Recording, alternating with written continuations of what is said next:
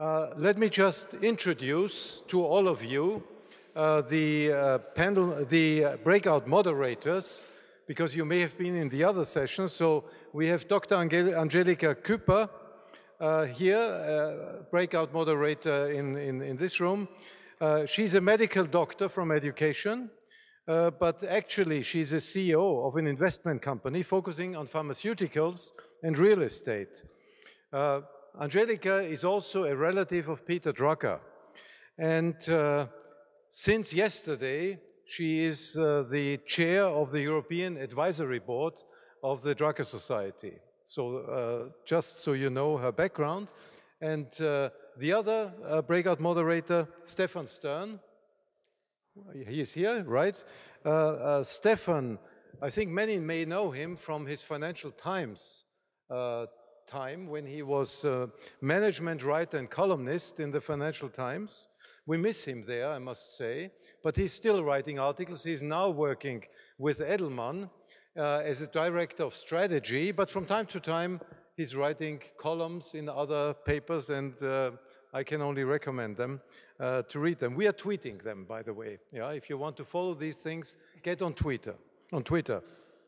Now, the idea of this final session was to focus on what is a sort of outcome. Are there any things one might do?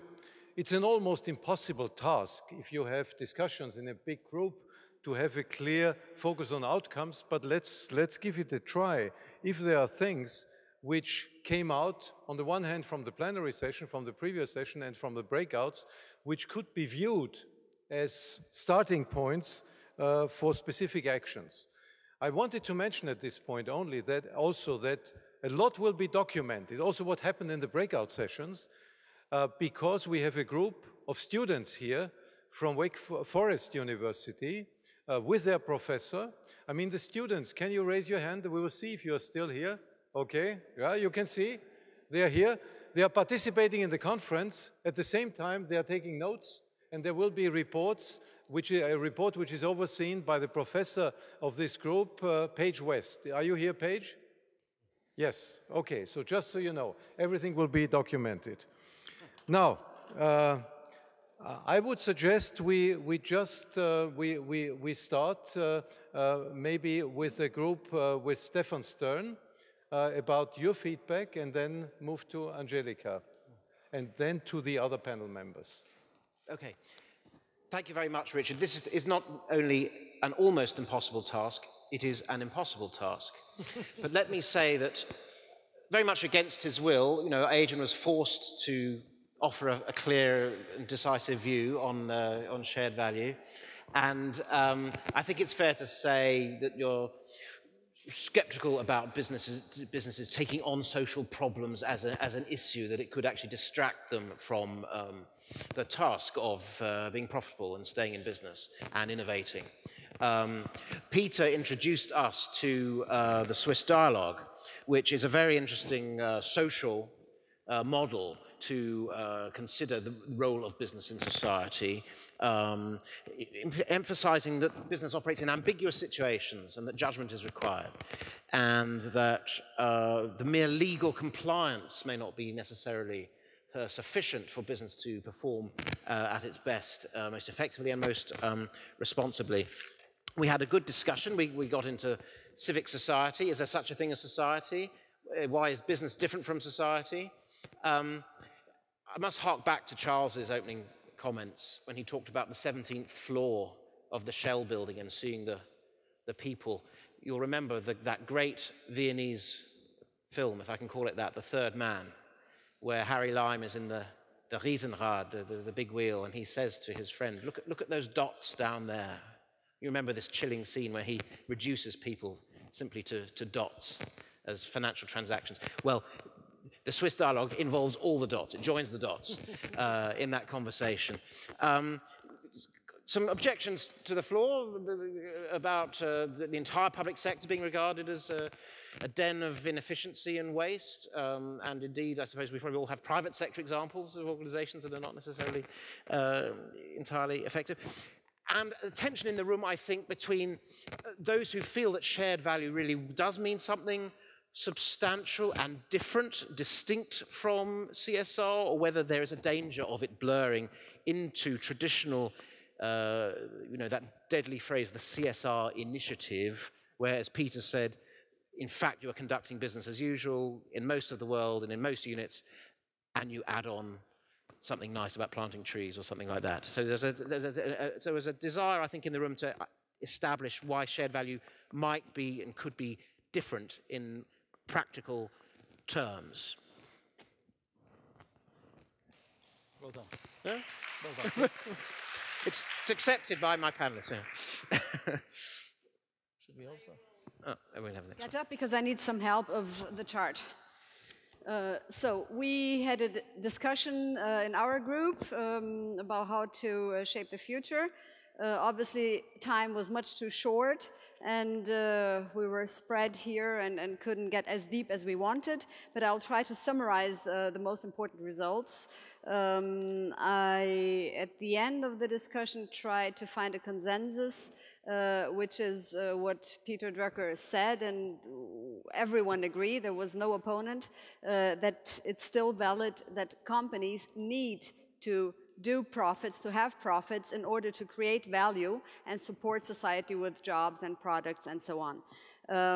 But of course, profit maximization is not exactly what the social environment is asking. So although Adrian said that sharing value is nothing new, it is very important in the minds of people today. And therefore, how can we achieve this? How can we achieve improvement? We had some clear responses. One was, for example, that it is important to give incentives to managers to create shared value aside of profits. So it can mean profits as well, but it has to mean also, of course, an improvement of lives of some people at a certain stage. So how to give this incentive is a different way. Can it be via bonuses or even governmental prizes or whatever? So creating incentives to share value.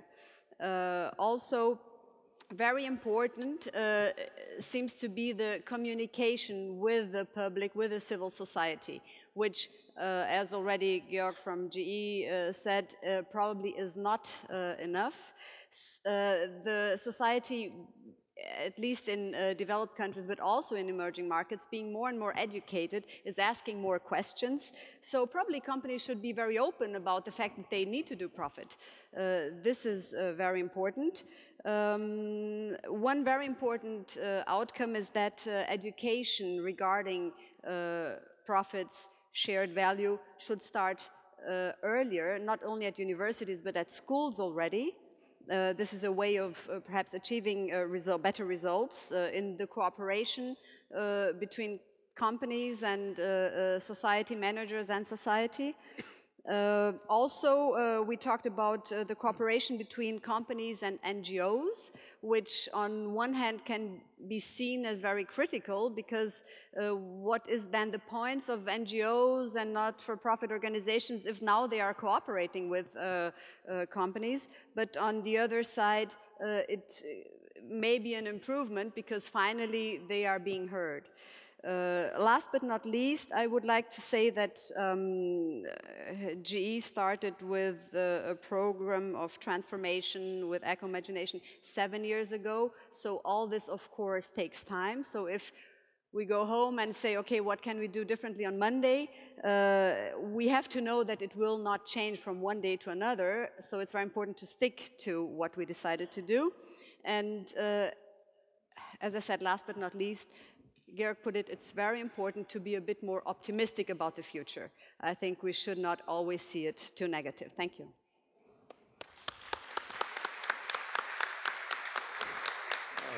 Thank you, Angelica. May I now ask all the panel speakers to give a short final statement in terms of maybe something has also moved in terms of your perspective, so your short summary, and what you think others might take with them in terms of actionable means also starting something which may take longer, right? So may I ask Georg to start? Well, I want to be very brief. I think you summarized it very well. Just one observation from our panel was, it is easy maybe to discuss it here and have great concepts, but then from the participants from Qatar and India, the question is, what happens then? How do I implement it in the country? And I think this will be the big challenge for all of us to really make it happen. Our strategies, and Angelica, you mentioned it, it's like, make a plan, maybe it's not the master plan, but a small plan, and just, execute it, make it measurable, and really, you need time for that, and that would be maybe my best advice to move forward somehow. I think there's no quick fix for these type of questions. Thank you. Peter Gomez. Well, there's an old Greek saying between the fox and the hedgehog. The hedgehog knows one thing, but very well, and the fox knows many things. And I think we need more foxes on the boardroom, because if we are only hedgehogs who talk about competitive advantage and productivity and performance, we'll never get the trust of society. Being a fox, we listen, we have our ear to society, and we can do this via establishing a dialogue. It's extremely difficult, but we should try it, and hear what society, the citizens, what they think, what means value to them, and not just what we as business think, what's value to them. We can't put it upon them. They have to tell us by themselves. So, more foxes in the boardroom. Okay, Adrian. Well, I think it's very important to understand these problems in terms of context. That a lot of the examples that are being talked about from the point of view of shared value at the moment, I think, are very much emerging market examples. So the notion that you need to create a cluster of competent companies is very much true of India, Indonesia, emerging countries, much less true of countries with sophisticated, already emerged markets. The notion that you can find very quickly all sorts of business opportunities in problems, unserved problems, is also very, very much more true of emerging markets than it is of the rest of the world. I think at this particular moment we have the Western model of capitalism being questioned at home by these drum-beating anti-Wall Street people. But also you have the rise of rather disorganized family conglomerates in India, and you have the rise of these giant state companies in China. And many, the balance of power seems to be shifting away from the classic profit-maximizing Western company to different sorts, different organizations of capitalism. I think the great story of the next decade or so will actually be the reassertion of the discipline of shareholder value, because I think both these Indian models and these Chinese models have huge, huge problems. So I think, again, as I was saying with the emerging markets, I think shared value and the rest of it is an idea whose time is gone. So, thank you, Adrian. Mark? Thank you. I think it is indeed very easy to find examples of shared value in emerging markets. But I think we see just as many examples in developed markets. GE is doing a lot in emerging markets. They're also finding new ways for coal-fired power plants in developed countries to be less, to generate less carbon emissions. There's a startup company called Revolution Foods in the US that's creating healthy lunches for school children and serving tens of thousands of children, growing very rapidly. There are many alternative energy examples, companies in developed markets. I mentioned during the breakout session, Whole Foods, a grocery store in the US that has distinguished its competitive positioning based on healthy organic foods, local produce, and so on. I think that there are really just as many examples, and certainly just as many social problems in the developed world as there are in the developing. As for the question of whether shared value is something new or different, I think it's really up to you to determine whether that's the case or not. It would be very easy for shared value to devolve into just another term, like CSR, like sustainability. that is waved around as a flag by companies that are doing business as usual, but trying to pretend it's something different. That's certainly not what Michael Porter and I had in mind. And I hope that's not what you will take away with this concept of shared value.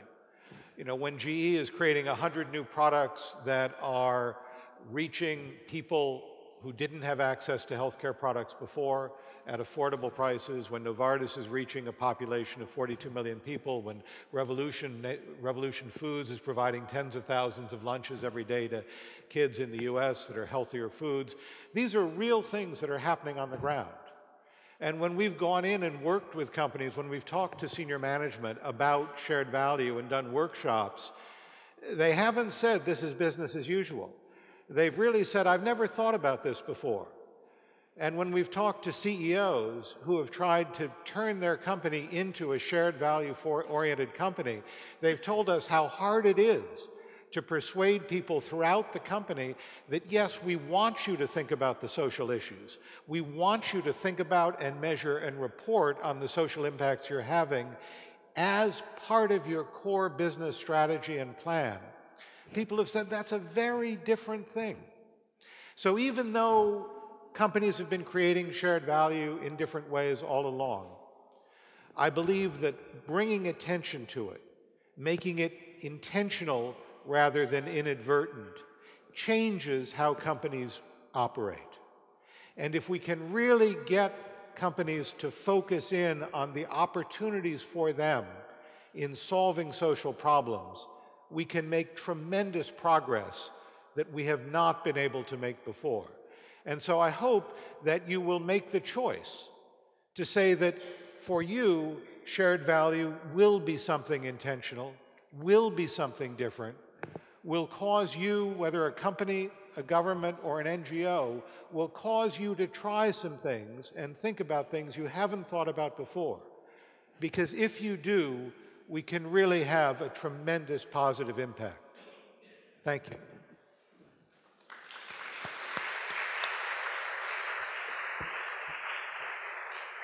Thank you very much.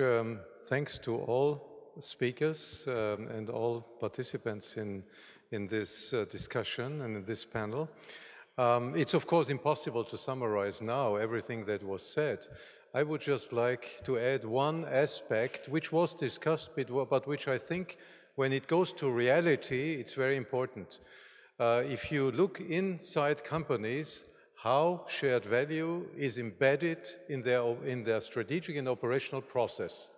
Is it sitting at the table, so to speak, when the strategy is being developed? Is it included when the operational budgets are decided? I think that's the key, one of the key questions to see if it's a serious attempt to change something in the company. That's just one of the things which is practical and which can be easily tested. Now, before we adjourn for lunch,